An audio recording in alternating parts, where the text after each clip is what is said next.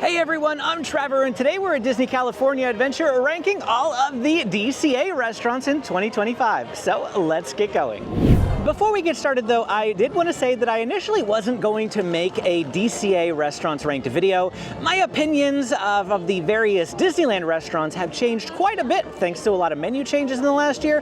However, when I took a look at the DCA options, I just felt like I mostly agreed with everything. But then many of you started asking for a video, so here we are. I did make some minor adjustments and added in a couple new restaurants. Angry Dogs falls down 2 places in the rankings, but it was still at the bottom of my list last year. So why did it drop?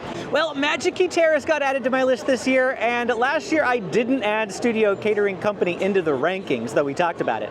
Why is that? Well, it's because Studio Catering Company is labeled as a snack location in the Disneyland app, and I don't typically rank snack locations in these videos. Like we left off Tropical Hideaway, Maurice's Treats, Edelweiss Snacks, etc. in the Disneyland video. The problem is Angry Dogs is a snack location too, and so is Poultry Palace, and if I remove all of those from the DCA video, well, there's hardly anything left to rank. Angry Dogs is at the bottom of this list because it just sells a regular hot dog or a spicy hot dog.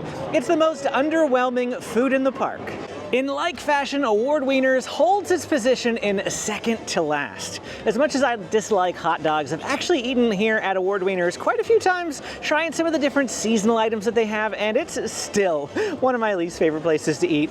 It doesn't help that this place is super popular, which already tells you that this is my own personal list, of course. Maybe next year we'll rank them again according to you all and see how it differs from mine. But every time I mobile order from this location, it takes 15 to 20 minutes to make my hot dog. And there's almost always a crowd of other people hanging around waiting for their orders as well.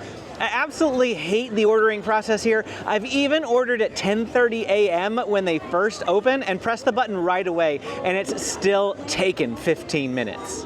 Poultry Palace drops down a few places for me this year. It's nothing I have against the food. It's actually quite tasty. I just asked myself if I would rather eat here or Award Wieners, and I'd rather eat here. Then I asked myself if I prefer Poultry Palace or the Studio Catering Company, and I picked the Studio Catering Company. That's basically how I rank these restaurants, based on whether I'd eat here given the choice between 2 restaurants. The chicken drumsticks here are better than you'd expect, but that's literally all they sell. Well, that or the classic turkey leg, which I haven't eaten in years. Ranking the Studio Catering Company is actually pretty tough to do, and that's because its menu changes so frequently. There's nothing here that you can peg as being Studio Catering Company food. Right now they have a Mushu pork burrito for Lunar New Year Festival that tastes really good. It's super filling, it's decently priced, and it has good flavor. However, in a month it'll all be gone and something else will be in its place. That makes Studio Catering Company a situational place to eat. Sometimes the food here isn't even large enough to actually fill you up, which is why it's probably classified as a snack location in the app. Amy is going to try the scallion pancake tostada now, and let's see what she thinks about it. It's a fried scallion pancake with bulgogi beef, kimchi aioli, and spicy scallion salad. I don't know what I think about the tostada part, but the meat is really, really good. So even if it was just the meat on top, I wish they had this meat on top of rice because it'd be easier to eat. But the flavor is really good. So I'm happy with this. Comparing it to all the other items you got at Lunar New Year? Different because we didn't really get anything like this. We got more like chicken type stuff, and this is better though than that faux dip sandwich or pho dip sandwich that I had a lot of high hopes for, and it was a big letdown. I probably should have gone this instead, but I figured this would be really hard to have shared with the kids that day, so that's why we didn't get that this day. Smokejumpers holds its ranking, though it actually received a bit of an upgrade in actual position above other restaurants, thanks mostly to their breakfast offerings. I've ordered 2 of their breakfast burritos, and they are solid options in a park that otherwise lacks breakfast foods. However, Smokejumpers' standard menu leaves a lot to be desired. I had their spicy chicken sandwich this past year, and that was a mistake. Trouble is, Chick-fil-A makes an excellent spicy chicken sandwich, and I just can't find anything even remotely close to it. So that was probably my first mistake, but otherwise they sell cheeseburgers and chicken tenders, and I just can't eat that kind of food. When I go to Disneyland, I want food unique to Disneyland, not low-quality versions of something that I can get somewhere else. The Cozy Cone Motel dropped down 2 spots this year. I don't know why. There were some other upgrades that pushed it down. That's all there is to it, I guess. There are 5 Cozy Cones cones, but I'm mostly thinking about the chili cone queso booth, the only one of the 5 that actually sells food that's like passable as a meal. This too is mostly just a snack place, but the bread cones are substantial enough to actually be affordable at around $10. You need to eat the bread though, not just the filling. And while this isn't a food guide, I do want to highlight that there are some new processes here. And if you want to order standby, they have moved that to one central location for all 5 cones. Mobile ordering remains the same, and then they've expanded the seating areas here. Off to the side, they have a Red's Community Garden, which is a fun little area with a lot more tables. Shawarma Palace holds its number 13 spot. Their breakfast shawarma is pretty good, and I do love me some regular shawarma as well. All 3 of the offerings here are larger and more filling than Cozy Cone, and they have a vegan option as well, though it's just impossible meat. Sorry. There's not much else to say here though. Paradise Garden Grill drops down a spot through no fault of its own. I actually thought about downgrading it more because, like the Studio Catering Company, its menu completely changes depending on the food festival or season of the year. So it's hard to really like something from Paradise Garden Grill. However, their menu is a lot larger and more varied, plus the few items that I've ordered here in the last year for the different festivals has been pretty decent. Not like must come here again to get this item because I absolutely loved it, but yeah, that was better than Cozy Cone. A ringing endorsement, I know.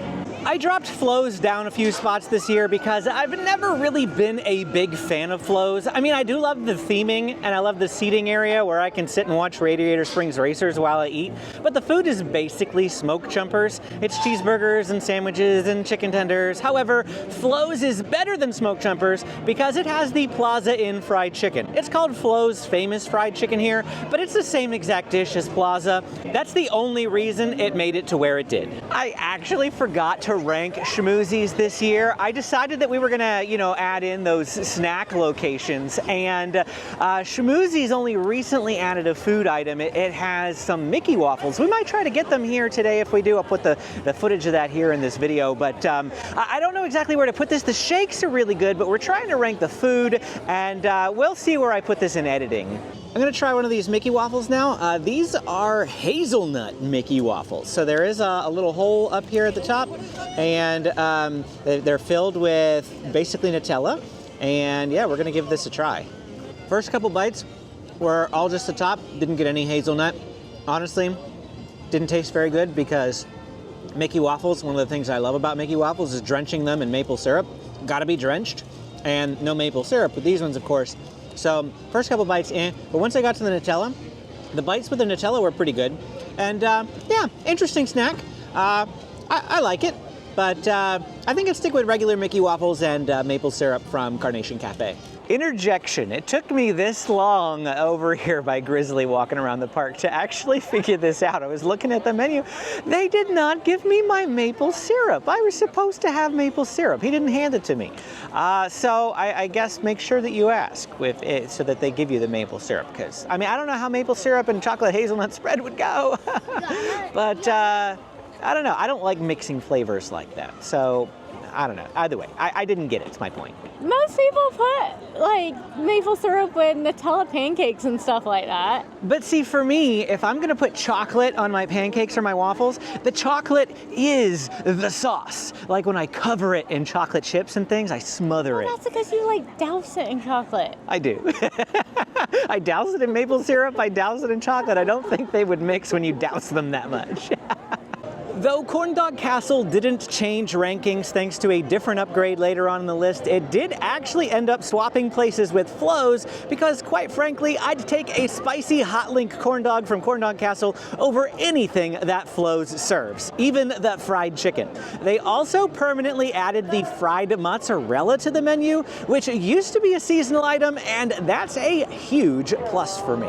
Boardwalk Pizza and Pasta drops down a spot because I decided I was being a little too hard on Carthay Circle, which we'll talk about in just a moment. Similar to Alien Pizza Planet, undoubtedly someone will make a comment about this list being stupid because Boardwalk is so high. But the fact of the matter is that the pasta is pretty good. My kids love it, and it's affordable and filling. This is my list. You don't have to agree with me. If my kids were making this list, this restaurant would be #1 at DCA. It's the only place they ever want to eat, and keeping them happy is a good enough reason to like Boardwalk for me. I actually haven't eaten at Carthay Circle in at least 2 years, and I've still never eaten at the Lounge, which is actually a separate restaurant, and it deserves its own spot on this list. I just can't rank it because I haven't eaten there. I do plan to eat there this year, and maybe I'll make a return to the main restaurant as well at some time this year. It'll probably just be me though, as Carthay is pretty pricey. Last time we ate here, Amy and I split a meal because of how expensive it was. But the food is better than Boardwalk, hence its placement. The food is actually probably better than the next 3 restaurants, but cost does need to play a factor, and I'd eat at any of those 3 over Carthay. The first of them is Aunt Cass Cafe, and in fact all 3 are located right here in San Francisco Square. Of those 3 San Francisco Square restaurants, Aunt Cass Cafe is my least favorite of the lot. The bread bowls here are really good, and their desserts are pretty fun as well. Amy loves the fluffy cheesecake, which is here all year round, but they also had an interesting dessert for Festival of Holidays. I don't remember what it's called, but you're seeing it on your screen. I remember it being pretty good. Lucky Fortune Cookery drops down a few spots for me this year. This used to be one of my favorite restaurants in the park, and it still sort of is, or it wouldn't be this high on the list, but it used to be a family go-to, like we'd eat here 8 out of 10 times. Now I think Amy has only eaten here once, maybe twice since it opened a year and a half ago. I've come a few more times on my own, trying out the udon bowl or the karaage chicken sandwich. It's still good food, but honestly, I miss the old menu. Cocina Cucamonga jumps up to the top spot for San Francisco Square restaurants. The quesadilla is always a solid option, and the more I eat it, the more I fall in love with it. But this past year, I also tried everything else they have on the menu, and it's all fantastic. My least favorite item was probably the tacos dorados de papa, but again, that's not to say that they were bad, just that everything else on the menu is better. Here's something else I didn't think about ranking, so I'll just throw this in here as a thought. But the food festivals do have pretty good food. Lunar New Year going on right now, but we do have Food and Wine Festival coming up and Festival of Holidays at the end of the year. I don't know where I would rank the food festivals. Probably above the San Francisco Square restaurants, so that's where I'm gonna put this footage.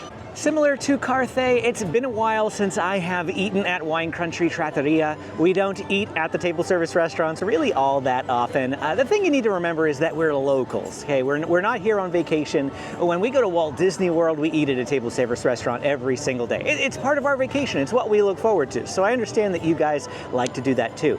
Here, we try to keep our food expenses at a manageable level. So we haven't eaten at Wine Country Trattoria in at least 2 years, but the food was really good, and I'd wholeheartedly recommend it to any of you as a solid place to eat. Wine Country is a lot easier to get into as far as reservations goes. You could even do walk-up without much issue. So give it a try and see for yourself. Lamplight Lounge is DCA's most popular table service restaurant, but its reservations are also really hard to get as a consequence. They do have really good food and drinks, but you'll notice that it actually fell down into 3rd place this year, and that's because of what's coming up in spot number 2 next. Lamplight is similar to Carthay in that it's actually 2 restaurants in one, but unlike Carthay, they mostly serve the same stuff. The Boardwalk dining area has a more limited menu, but offers the same drinks and bites that you can get in the main restaurant, for the most part. I ate at Key Terrace for the very first time back in December for my birthday, and this restaurant is only available to Magic Key holders or guests of Magic Key holders. So unfortunately, if you aren't a Magic Key holder or you aren't visiting with one, you can't eat here. But I ordered the Emperor's new flatbread and really enjoyed it. I'd order it again in a heartbeat. Also on their menu is the Jolly Holiday Tomato Basil Soup. Now, this statement will quickly be outdated as soon as Jolly Holiday reopens from refurb, but I'm going to say it anyway. Those of you who have been asking me where to get the Jolly Holiday combo, you can't. It's not available anywhere. But the next best thing is here at Key Terrace. It's the same soup.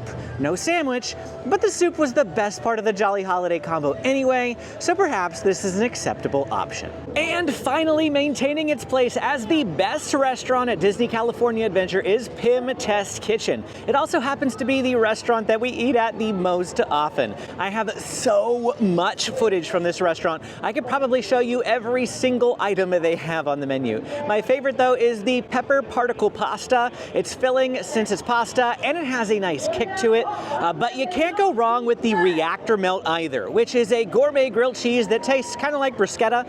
Amy loves the humongous taco salad, and you can't forget about the Choco Smash Bar they brought back by popular demand. What's not to love here? And these few items are just the dinner options. They have even more when you include breakfast. And I completely forgot to do a sign out video, so here you go at my house. Thanks for watching. If you enjoyed this video, don't forget to hit that like and subscribe button on your way out. Click this video if you want to check out my Disneyland rankings if you missed that video. Thanks for watching, and we will see you again next time.